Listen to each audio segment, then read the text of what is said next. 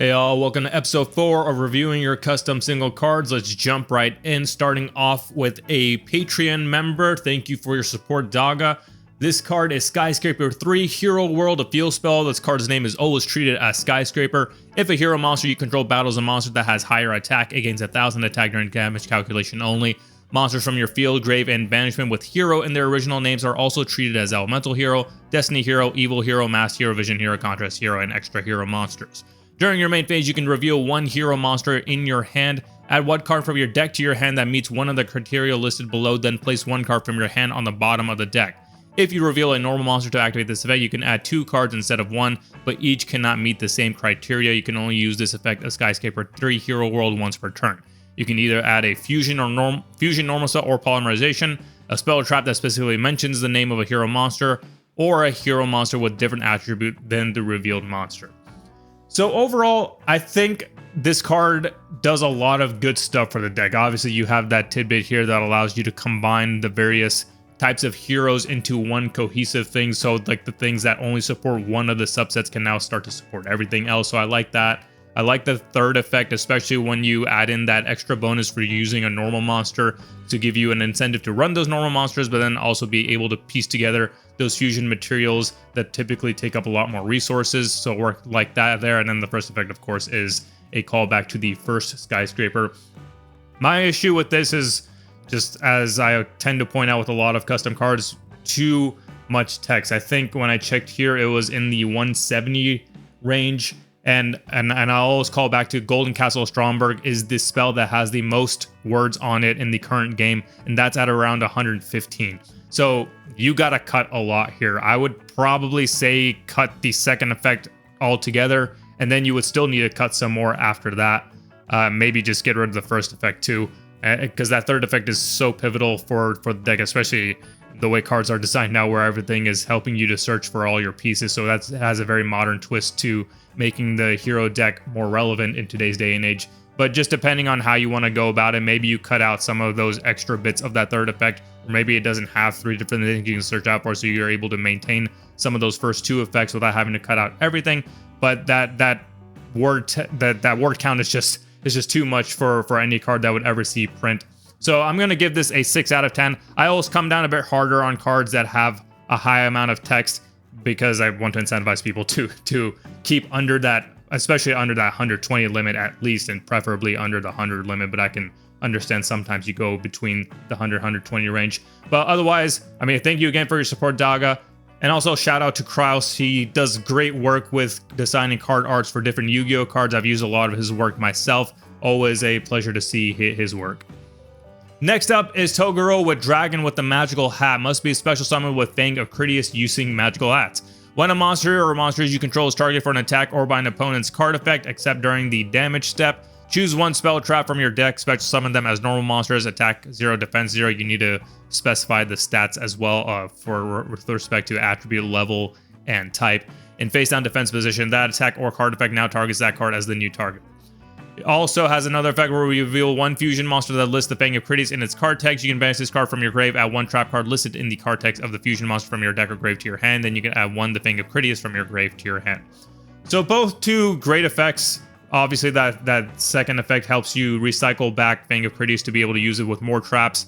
And then the first effect I really like. It's a good adaptation of magical hats into a monster form. I would just make it clearer here, because you say when a monster you control is targeted for an attack by an opponent's card, you say choose one spell trap, special summon them as normal monsters. I'm guessing you mean choose one per monster targeted. That's why you have monster and monsters listed out there. So just clarify the wording there, and then again add in the rest of the stats there. But overall, I think this is a good take on what a Magical Hats version of a Fang of Critias fusion would look like. I would just say get a more legitimate piece of art here so we could take it a bit more seriously. It's a funny thing to look at, but obviously we want to try to go for as realistic an artwork as possible, even if you aren't able to afford a commission. So I completely understand that. Otherwise, great card. I give it a 9 out of 10. Next up by 21 Gamer, we have Altergeist Wrairus. Materials are one non-link Altergeist monster. This is a link 1. If this card is link summon, you can set one Altergeist trap directly from your deck. It can be activated this turn. Also apply the following effect. This turn, each player can only activate 1 trap card. You can match this card from your grave, special summon Altergeist monster from your hand. You can only use each effect of Altergeist Wrairus once per turn.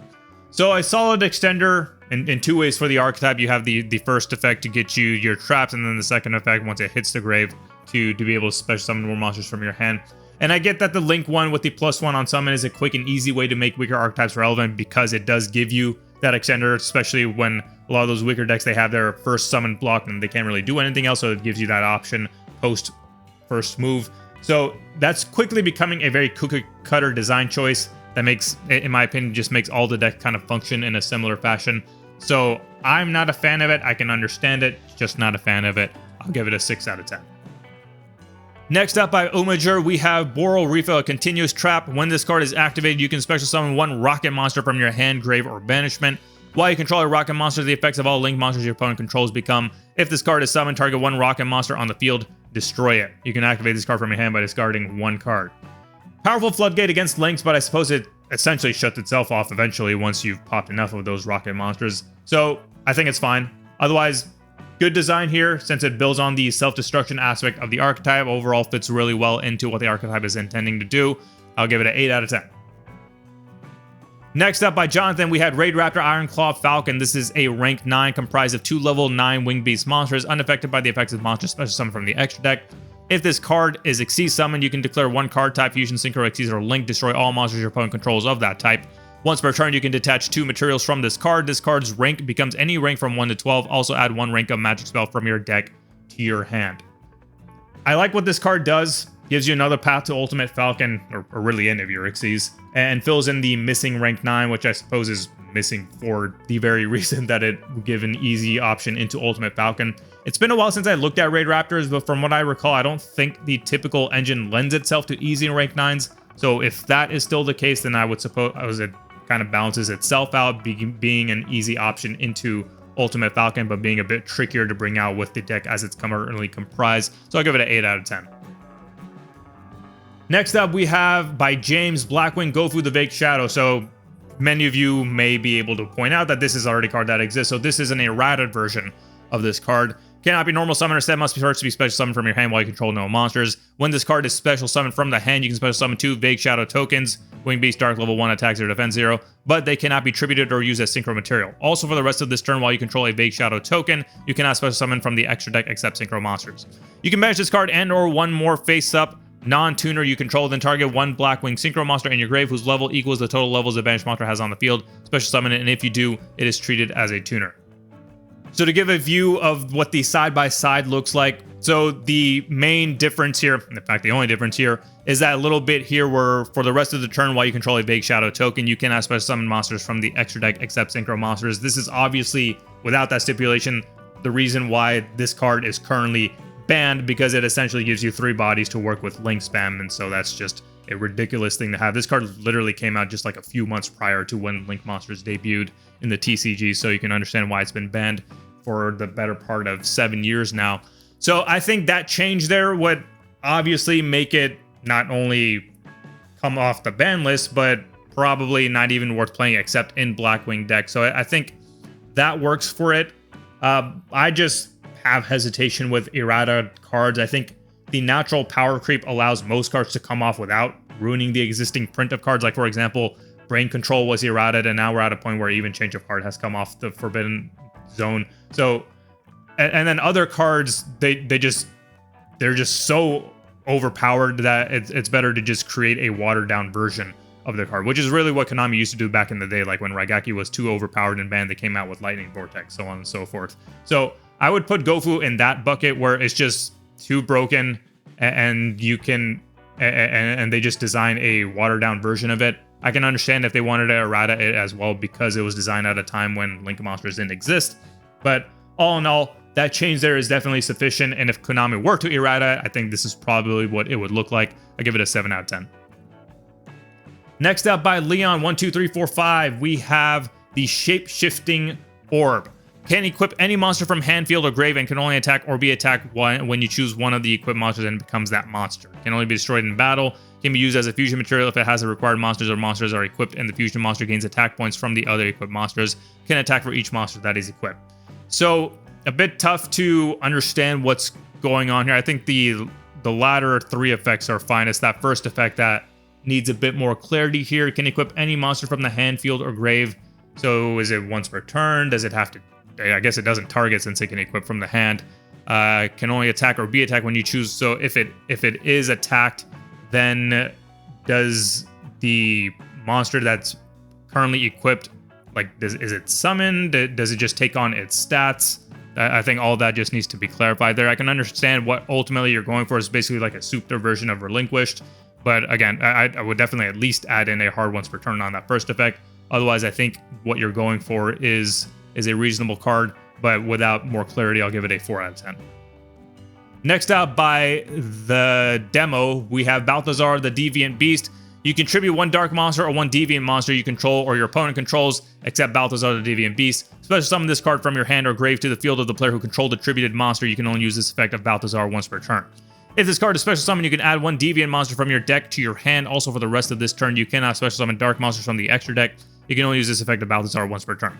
You can target 1 deviant warrior monster you control. Equip this card from your grave to that target. A monster equipped with this card gains this effect during battle phase. This card gains 500 attack and defense for each monster your opponent controls. So just a little quick PSCT thing. Instead of saying you can only use this effect and you can only use this effect on each line, you could just say after the second effect, you can only use the previous effects of Balthazar Deviant Beast once per turn. Just clear up some word count at least a little bit there. As far as the card itself goes, so this is a part of a larger archetype that you seem to be working on, the Deviant archetype. Again, when I view those cards, especially in this single review format, I'm not really able to judge the card entirely because I don't know what the rest of the archetype looks like. But for what it can do outside of its own archetype, it seems like a different take on like what the Bestials do as far as being able to get rid of dark monsters your opponent controls. So be a decent side option depending on how heavily used dark monsters are in any given format. So I'll give it a 6 out of 10. Next up, we have by Tevin, Malefic Dark Magician. Cannot be normal summoned or set, must be special summoned by banishing 1 card that mentions Dark Magician from your deck, extra deck, or grave. 1 special summon, you can activate 1 Malefic Universe from your deck to your reveal zone and cannot be negated. Once per turn, you contribute this card to special summon a synchro monster that's level 7 above, cannot be destroyed by card effect. So another card that just needs some PSCT cleanup, but overall, I get what you're going for. I would say Malefic Universe isn't a card. I don't know if you meant Malefic World. Is it Malefic World is the current field spell that they have, which really just isn't that great of a card in today's day and age anyway, so I don't know if there's much benefit from being able to search that out. But if this is another card that you had designed, then it would just depend on how good that card is. That would dictate how good this card is. So without the ability to truly assess what's going on, I'll give it a 5 out of 10. Next up by Chronojet, we have Hersher of Finality Kiana. Materials are 3 or more effect monsters, including a level rank 5 or higher light fusion synchro or exceeds monsters. This is a link 4. This card cannot be destroyed by card effects. Quick effect, you can activate 1 of these effects. When your opponent activates a monster effect, negate the activation, and if you do, banish it, then banish this card until the end phase. Or target up to 2 spell traps on the field, banish them, then banish this card until the end phase. Or special summon 1 Hersher of Humanity, Elysia from your grave or banishment, then banish this card until the end phase. You can only use this effect of Kiana once per turn. So again, another one of these cards where references another custom card that the creator has created. Not able to truly assess that last bit, but there's at least enough to go off here where I can provide a bit more meaningful feedback.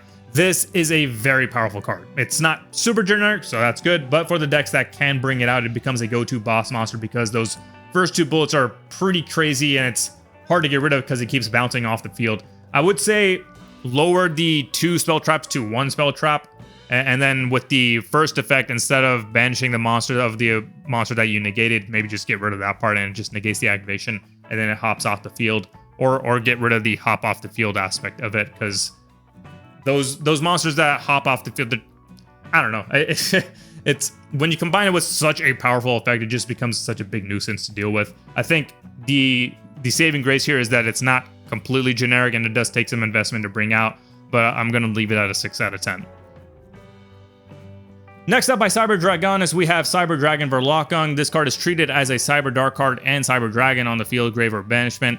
Your opponent cannot activate spell cards when you control a Cyber Dark monster that is equipped. If you control no monsters, you can special summon this monster. If this card is special or normal summon, add to your hand 1 Cyber Dark, Cyber Dragon, or a card that mentions them, and Cyber Dragon Verlockung's effect can only be used once per turn. So overall, standard stuff here. You can control no monsters. You can special summon this monster from your hand, presumably, and I think that's fine. That's like the Cyber Dragon thing to do. Search a card on a normal special summon. Again, basic cookie cutter effect. That first effect I do really like, especially because of the condition with which you gain it, which is that you control a Cyber Dark monster that is equipped. I like when cards build on the existing premise of how decks are supposed to work, and that's obviously the gimmick of the Cyber Dark archetype. So good on that. I'm not so sure about the gained effect itself, where your opponent can activate spell cards. Obviously a powerful effect. Definitely would have been very powerful a few years ago. I'm just not so sure how much utility you gain out of it now. So maybe play around a bit with what you really gain when you have a Cyber Dark monster that is equipped. Only other thing that I would maybe recommend here, since you have some real estate to work with, is to make this a level 3 and treat it as a dragon while in the grave, so you can work with the Cyber Dark monsters and allow them to equip this card to themselves. And solid job on the art. Good combination, what I would expect like a Cyber Dragon / Cyber Dark fusion to look like. So that looks good. And overall on the card, 6 out of 10. Next up, by Borrel Strike 7, Lemuria, the Atlantean City field spell. This card's name becomes Umi while on the field or in the grave. You can only use each of the following effects of Lemuria, the Atlantean City, once returned. When this card is activated, you can add 1 level 7 or lower Mermail or Atlantean monster from your deck to your hand. You can target 1 water Xyz monster you control, then target 1 Mermail or Atlantean monster in your grave. Attach it to the Xyz monster as Xyz material. So this is a redo of the field spell that was included with the Merlantian archetype that I reviewed. I believe that was episode 17 of the custom archetype reviews a few months ago. So this is just taking the feedback that I provided and coming up with something a bit different. So the activation search effect stays the same. It's the second effect that changes up. I believe the reason, from what you said, you changed it is because a lot of your Xyz monsters their cost was to detach 1, and I had recommended maybe you detach 2 instead to go along with how some of the newer Mermail Atlantean monster Xyz work. And so you made that change, and so to compensate for it, you have a different way to attach materials to them once you do get them on the field, especially if you're cheating them on the field in such a way where they only end up with 1 material. And so in order to use their effect, you would need to get a second material onto them somehow, and this is the way to do it. So I like the changes to the card to give it an 8 out of 10. Next up, by ChristianJEA, we have Aquamarine Moon Aurelia. So this is building on their Aquamarine archetype. The first card that was submitted was, I believe, a couple of episodes ago, Aquamarine Plate Montipora. So this is building on that. If you control an Aquamarine monster, you can special summon this card from your hand. You can only special summon Aquamarine Moon Aurelia once returned this way. If this card is special summoned, you can add 1 Aquamarine spell trap from your deck to your hand. If a Water Fusion monster is special summoned while this card is in your grave, you can special summon this card, but banish it when it leaves the field. You can only use each effect of Aquamarine Moon Aurelia once per turn. So the last effect seems to be the effect that's shared among at least the main deck monsters, so that's cool. That's like the tying thing. The main effect that it has here, where on special summoning an Aquamarine spell trap from your deck to your hand, so it's like the counterpart to the first card you submitted, which allows you to search more Aquamarine monsters. This one allows you to search the spell traps. Again, what I'll say here, as has kind of been the theme of this episode, can't really judge it too much because I don't know what the rest of the archetype looks like, especially the spells and traps. So can't say too much about this card. It looks pretty standard for what I would expect a searcher and special summon effect to look like. So all that looks good. And again, credit to the artwork here that you've done yourself, not only for this card, but the last card, the Plate Montipora as well. It's just really well done here. And for the card itself, I give it a 6 out of 10. And finally, we have by Dan, Triamid Orion Formation, a field spell for the Triamid archetype. When this card is activated, you can activate cards from your deck equal to the number of Triamid field spells in your grave. Add up to 3 Triamid monsters and or traps from among the activated cards to your hand. Then for each card, add to shuffle 1 card from your hand or grave into your deck. Once per turn, you can discard 1 rock monster, activate 1 Triamid field spell from your deck or grave, except Triamid Orion Formation. If the discarded monster was a Triamid monster, for the rest of the turn, set spell traps cannot be activated, and the effect of spell traps in the hand or grave, except Triamid spells, cannot be activated. If this card is in the grave, except during the turn it was sent there, you can shuffle 2 other Triamid cards in your grave, then add this card to your hand. Strong card for a weak archetype. It's just that's a design practice that I can understand, especially in this format where I'm only reviewing 1 card at a time. So you try to pack things as much as possible to make an otherwise weak archetype relevant. I would say just design practice wise, it's not good design practice. I would rather split the good cards, good effects among multiple cards, so the deck doesn't become super reliant on that one card. So not my preferred approach, but again, I understand what you're trying to do here. The one thing I'll say is you're at 140 words over here, and like I mentioned at the top, you want to try keep it under at least 120 because the current spell that has the most words right now, Golden Castle Stromberg, is in that 115 range. So that's really the cap that you should be putting yourself at and really aiming for around 100 or less, ideally. But overall, I think the card does a lot of good stuff for the deck. So with that word count in mind, I'll give it a 6 out of 10. So that does it for this episode, and as always, you can submit your own custom cards with that link in the description. You can also see it on your screen right there, bit.ly/custom singles. You can submit competitive, casual, and joke cards open to all of the above. And in the meantime, feel free to join the Discord, again, link in the description, for all things Yu-Gi-Oh!, not just custom cards, not find that community to give feedback, provide feedback, but also to be able to discuss the existing card game as well as the anime and manga. And then as you saw at the top of this episode, CCG Family Tier, get priority on custom card reviews. Again, thank you, Daga, for your continued support for this channel. And if you like what you see on this channel as well as the main channel, then please consider supporting on Patreon or YouTube. You can support either one, and if you're on the family tier, then you're guaranteed to have at least one card reviewed on each of these episodes. And I will catch you guys all next time.